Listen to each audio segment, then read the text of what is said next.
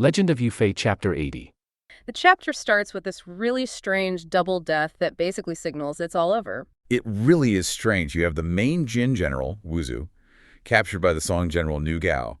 But Wuzu isn't executed or anything. He's apparently so overcome with rage and humiliation. Pure fury. Pure fury. He just drops dead on the spot, like from sheer anger. Wow. Okay. That's the ultimate, like, narrative smackdown, right? Dying of pure spite. But then, and this is the really wild part, Nu Gao, who's known for being kind of a rough character, finds Wuzu dying like that just hilarious. Oh, no! Oh, yes. He starts laughing uncontrollably, so hard that he collapses and dies too, instantly. You're kidding. They both die. One from rage, one from laughter. At the exact same time. It's this incredible, of darkly comic symmetry. The main conflict just dissolves. And the source apparently says their souls immediately start causing trouble in the underworld, even before they've properly, checked in. Yep, straight to bothering the king of hell. No rest for the wicked or the overly amused, apparently. So, Yufei's son, is now in charge. He's got this chaotic scene, 2 key generals dead in the weirdest way possible. What does he do? Well, he handles it pretty smoothly, actually. He orders a proper, respectful burial for Nu Gao, the hero, and a temporary one for Wuzu. Sorts out the immediate mess. And the fighting, what about the Jin army? After Wuzu's death, they just crumble. Morale completely gone. Yulei marches toward the Jin capital, Huanglongfu, crosses the Shenwu River. And there's no resistance. None at all. It's basically a victory parade. The fighting is over. But the real significance isn't just marching in, it's the terms of surrender that come next. Okay, so the Jin court is terrified. They send an envoy, Wanyan Jingge. What does Yulei demand? Their left chancellor, Zhao Yi, suggests surrender. And Yulei's main demand, the absolute core of it, goes right back to the original shame of the Song dynasty. Not land, not gold. Those come later, sure. But the first thing, the non-negotiable, the immediate return of the coffins, the zigong of the dead emperors Hui and Qin, and the empresses Zhang and Jing. The ones captured by the Jin decades earlier. Why was getting the bodies back so critical? Because it undid the humiliation. Yufei's whole life mission was tied to reversing that national shame. Getting the emperor's remains back validated everything. It restored Song dignity. That was the symbolic victory. So the other terms, like annual tribute, yearly visits to court, that's just standard stuff. Pretty much standard practice for a defeated state acknowledging supremacy. But returning the coffins, that was the deep emotional closure for the Song court. Okay, so that sets up this huge triumphant return to the Song capital, Linen. How's Yulei received? Like the ultimate hero. At Zuxian town, the elders are praising him, Yufei's son, condemning the traitors who they say met with extinction.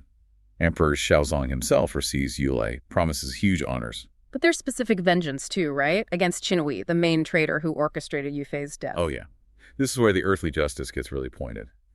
The emperor doesn't just take Qinhui's property, he orders his massive mansion completely demolished. Not just leveled, every single piece of rubble removed.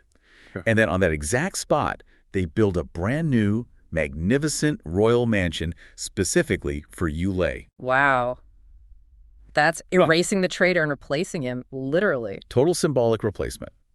The physical mark of betrayal wiped clean and overwritten by loyalty. And temples, too. Yes, temples, Yuwang Miao, are ordered built at Qixialing for Yufei and other loyal ministers, cementing their heroic status in, the sacred landscape. Now, you mentioned an imperial edict with honors. This is where things start to shift, right? Exactly. The edict, the Zozi, detailing the honors is where you really see the scale move from just historical redress towards something bigger, mythic almost. Okay, break it down for us. What kind of honors are we talking about for Yufei himself? It's astronomical. Posthumously, he's made the Duke of Yi, then elevated again to Prince Wumu. He gets the posthumous title Zhongwu, Loyal and Martial, and the really big one. He's enshrined in the Temple of Taizu, the dynastic founder, basically putting him on par with the start of the dynasty. Huge. And his family. His wife, his ancestors, all given incredibly high posthumous honors. Dukes, grand tutors. The whole lineage is established as fundamentally noble. What about the kids? Yulei gets his due, I assume. Oh, yes. Yulei becomes Grand Marshal, Duke Pingbei. Yu Yun, the eldest son who died with his father, is named Loyal and Courageous Marquis. All 5 sons, even 2 grandsons, get titles. And the daughter, Yinping, she had a tragic story too, didn't she? She did. She committed suicide in grief and protest after her father's execution. And her title is maybe the most unique. She's named the Immortal Maiden of Fidelity and Filial Piety, Zenji Xiaoi Shangu. Immortal maiden, so she's not just honored, she's deified. Essentially, yes. She becomes a celestial example of virtue. No longer just a historical figure, but a kind of minor goddess, a moral standard. And this happens to the generals, too, making them gods. Some of them, yes. Nu Gao, the one who died laughing, he gets a standard posthumous title, Marquis Xingli. But then you have Shi Quan, another loyalist, executed earlier for trying to kill Qin Hui. What happens to him? He's named the god of Zongan Bridge, a specific location, and then elevated again to Lord Xingming Fu. Other loyal generals become local earth gods, Tudi Zengshan or marquises. Why make them local gods? Why not just give them titles? Well, think about it. Titles are given by emperors. Emperors change, policies change. But if Shi Quan is the god of Zongan Bridge... he's permanent, woven into the fabric of the place itself, people will worship him there. Exactly. It makes their loyalty eternal, not just historically remembered. And once you start seeing heroes become actual gods, you know the story has to go higher. It's the perfect transition point. Okay, so let's leave the emperors and mansions behind. We're heading up to the celestial realm, the court of the Jade Emperor. Right, the Hushin Yuhonga Songshangko Shangdi. The whole cosmic administration gets involved because this earthly conflict was apparently a reflection of heavenly business. So what's the setup? Tai Bai Jinxing, the spirit of the planet Venus, basically presents the case file to the Jade Emperor. He asks how to handle the souls of all these major players because, surprise, they were all originally divine beings sent down to Earth. All of them. Wuzu, Yufei, the Emperor. Pretty much everyone important. Yeah. And the big reveal, the reason for decades of war and suffering, it was basically a clerical error. A clerical error, seriously. Well, according to this text, yes, the whole catastrophe kicked off because the Daojin Emperor, Song Huizan, who was actually the immortal 9-flower-long eyebrow great immortal. Okay. He apparently got careless, forgot his immortal nature for a second, and wrote some document that accidentally authorized the Jin invasion. So the entire Jurchen invasion, the fall of the capital, Yufei's campaigns, his death, all because an immortal bureaucrat wasn't paying attention. That's the cosmic explanation given here. It's staggering, isn't it? The ultimate case of, uh-oh, my bad, leading to immense human tragedy. So how does the Jade Emperor sort this mess out? What's the judgment? Does the emperor who caused it get punished? You'd think so, but no. The Daojun Emperor is actually forgiven. The reasoning is that he suffered so much during his capture and exile in the mortal world that served as his punishment. He paid his dues, basically, so he gets to go back to his immortal cultivation, Quinxiu. Okay. What about the main villain, Wuzu, the Jin general? He was a fire dragon originally, right? What was his fate? This is where it gets really interesting. You'd expect his punishment to be for, invading China, killing people, all that war stuff. Right. Geopolitics? But no. His primary crime, according to the Jade Emperor's judgment, wasn't the invasion. It was, and get this, privately polluting Qin Hui's wife, Si Wu Qin Huiziki. Wait, his cosmic crime was adultery with the traitor's wife, not the war itself. That's what the text emphasizes. It suggests that from the heavens' point of view, maybe mortal wars are just part of the ebb and flow, but a violation of moral purity, that's a serious offense against cosmic order. So what's his sentence? For the adultery, apparently? 100 lashes with iron whips. He's stripped of his great pearl, his symbol of power. And then he's imprisoned under Dangxia Mountain, guarded by the South Sea Dragon King, Ao Qin. A dragon guarding a disgraced dragon. Okay. What about the human bad guys? Qin Hui and his collaborators? Much simpler. No fancy backstories revealed for them. They're just dispatched straight to different levels of hell, DU, to suffer for their earthly crimes. Straightforward punishment. And the heroes? What happens to their souls? Nu Gao? Nu Gao, the guy who died laughing. Turns out he was originally the black tiger spirit who served Zhao Zantan, the god of wealth, so he just goes back to his old boss. Reinstated. Okay, simple enough.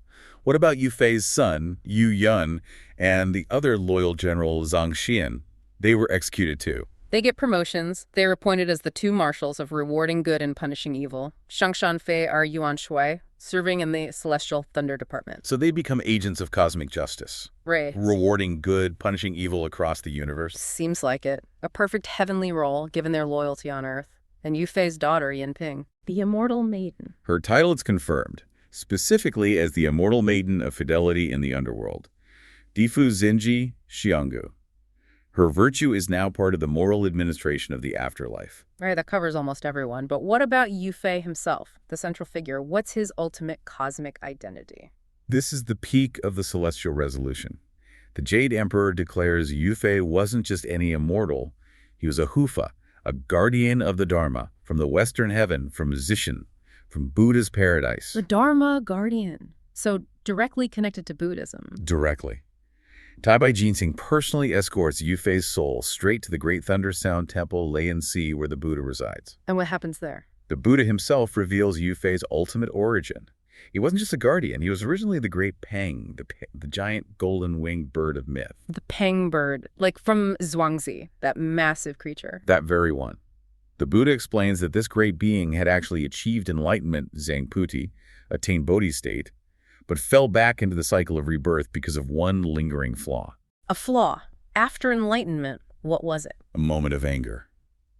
Nian, just a flicker of wrath was enough to send him tumbling back into the mortal world. So his entire life as Yu Fei, the generalship, the loyalty, the suffering, the betrayal, the execution, it was all cosmic penance, a trial to overcome that last bit of anger. Exactly. It was all necessary from this perspective to purify that final imperfection. And does he overcome it? In the final moment, yes. The source says Yu Fei hears the Buddha's words and suddenly awakens, achieves true realization. What happens then? He transforms. Right there, before the Buddha, he changes back into his true form. A great golden winged peng bird, da peng jinshi niao, immense, radiant. He flies up, straight up, and comes to rest peacefully on the very crown of the Buddha's head. Fei Sheng Fo Ding. The journey is complete. The human general Yu Fei is gone, subsumed back into the perfected Bio being. Wow, so from betrayed general to a bird sitting on Buddha's head. That's quite the arc. It really is. And the Buddha offers a final concluding verse, a G, to sort of summarize the ultimate takeaway from all this. What does it say? Everything conditioned is like a dream, an illusion, a bubble, a shadow, like dew, like lightning. You should contemplate it thus. Basically, all this earthly struggle, from a truly enlightened view, is transient and illusory. Okay. But the real closure, the thing that makes the suffering okay in the end, has to come from a higher level. It needs that cosmic explanation. The idea that the pain wasn't just random political misfortune, but part of a necessary, divinely ordained trial, that everyone was playing a role assigned from heaven. Precisely. It reframes immense human tragedy as a temporary illusion, a test on the path to enlightenment or return to a divine state.